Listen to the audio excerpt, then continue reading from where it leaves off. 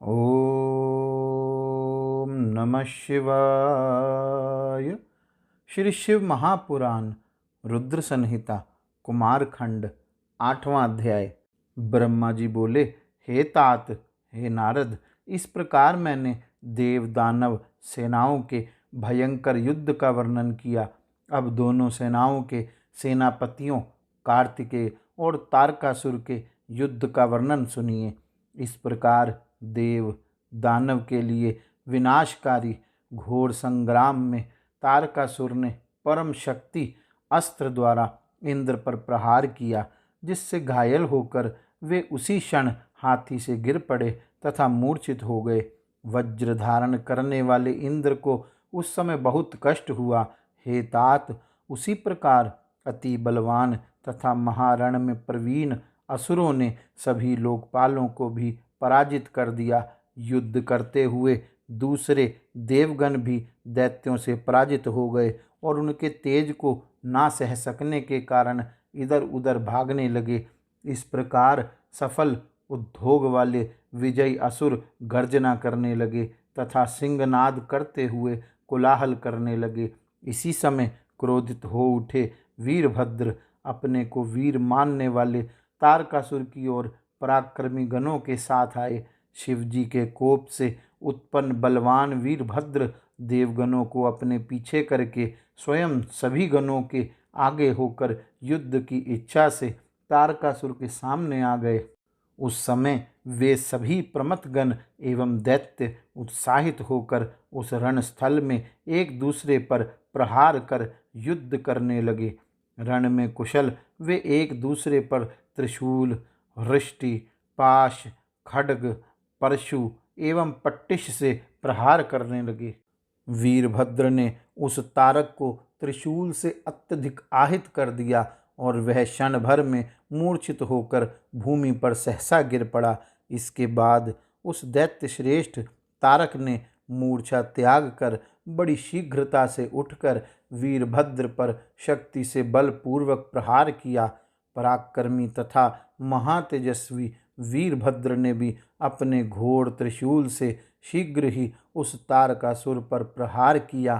तत्पश्चात दैत्यों के अधीश्वर तथा वीरों में मान्य महाबली तारक ने भी रणभूमि में वीरभद्र पर शक्ति से प्रहार किया।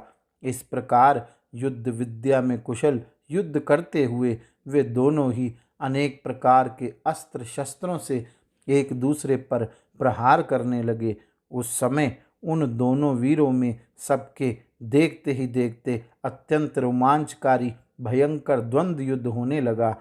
तब भेरी, मृदंग, पटह, आनक तथा गोमुख बाजे बजने लगे, जिसे सुनकर वीर प्रसन्न तथा कायर व्याकुल हो गए। एक दूसरे के प्रहारों से जर्जर कर दिए गए वे दोनों बड़ी सावधानी के साथ बुद्ध तथा मंगल के सामने बड़े वेग से परस्पर युद्ध कर रहे थे। तब तारकासुर के साथ वीरभद्र का ऐसा युद्ध देखकर वहां वीरभद्र के पास जाकर शिवजी के प्रिय आप कहने लगे। नारद जी बोले, हे वीरभद्र, हे महावीर, आप गणों में श्रेष्ठ हैं। आप इस युद्ध से हट जाइए, क्योंकि आपके द्वारा इसका वध उचित नहीं है। आपके इस वचन को सुनकर गणों में अग्रणी कुपित वीरभद्र हाथ जोड़कर आपसे कहने लगे। वीरभद्र बोले, हे महाप्राज्ञ, हे मुनिवर्य, आप मेरे श्रेष्ठ वचन को सुनिए। मैं तारक का वध अवश्य करूँगा। आज मेरा पराक्रम आप देखें। जो वीर अपने स्वामी को युद्ध भूमि में ले आते हैं वे पापी तथा महानपुंसक होते हैं और रणश्रेष्ठ में नष्ट हो जाते हैं। वे अशुभ गति प्राप्त करते हैं तथा उनको नरक अवश्य प्राप्त होता है। हे मुने, आप मुझे वीरभद्र जानिए। आप पुनः ऐसा कभी मत कहिएगा। अस्त्र शस्त्रों से छिन्न भिन्न अंगों वाले जो निर्भय होकर युद्ध करते हैं वे इस लोक में तथा परलोक में प्रशंसा के पात्र होते हैं तथा अद्भुत सुख प्राप्त करते हैं। विष्णु आदि सभी देवगण मेरे वचन सुन लें। आज मैं इस पृथ्वी को तारकासुर से रहित कर दूंगा।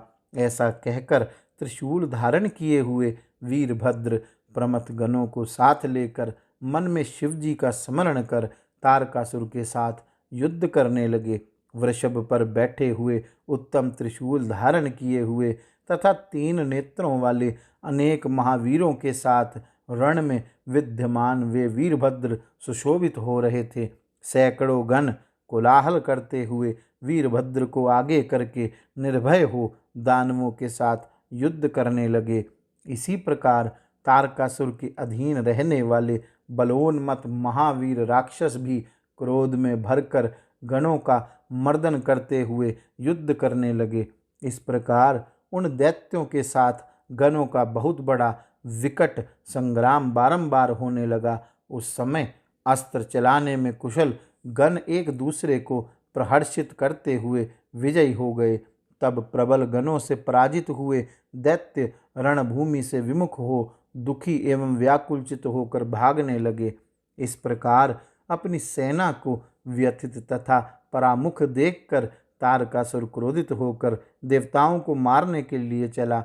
वह 10,000 भुजा धारण कर सिंह पर आरूढ़ हो बड़े वेग से देवताओं तथा गणों को युद्ध में गिराने लगा। तब गणों के मुखिया महाबली वीरभद्र ने उसके इस क्रम को देखकर उसके वध के लिए अत्यधिक क्रोध किया। उन्होंने शिवजी के चरण कमलों का स्मरण करके श्रेष्ठ त्रिशूल ग्रहण किया। उसके तेज से सभी दिशाएं तथा आकाश जलने लगे।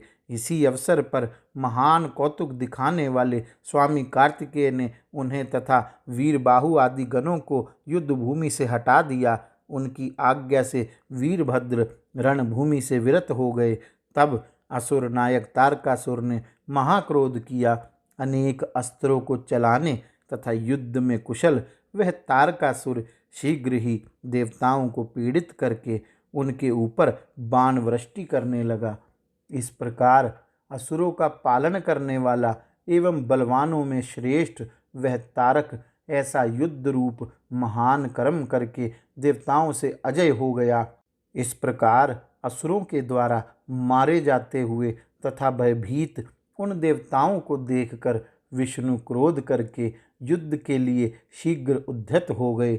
भगवान विष्णु सुदर्शन चक्र, श्रांग धनुष तथा अन्य अस्त्र धारण कर रण हेतु महादैत्य तारक के सम्मुख पहुँचे। तदंतर हेमु ने सबके देखते देखते तारकासुर तथा विष्णु का रोमांचकारी अति भयंकर तथा घोर युद्ध होने लगा। विष्णु ने बड़े वेग के साथ गदा उठाकर असुर तारक पर प्रहार किया। महाबली तारक ने भी त्रिशीक से उस गदा के 2 टुकड़े कर दिए। तब देवताओं को अभय देने वाले भगवान विष्णु अत्यंत क्रोधित हो गए और उन्होंने श्रांग धनुष से छोड़े गए बाणों से उस असुर नायक पर प्रहार करना प्रारंभ किया। शत्रु वीरों का हनन करने वाले उस महावीर तारकासुर ने भी अपने तीक्ष्ण बाणों से उनके समस्त बाणों को शीघ्रता से काट दिया। इसके बाद तारकासुर ने अपनी शक्ति से विष्णु पर शीघ्रता पूर्वक प्रहार किया। उसके प्रहार से मूर्छित होकर वे विष्णु पृथ्वी पर गिर पड़े।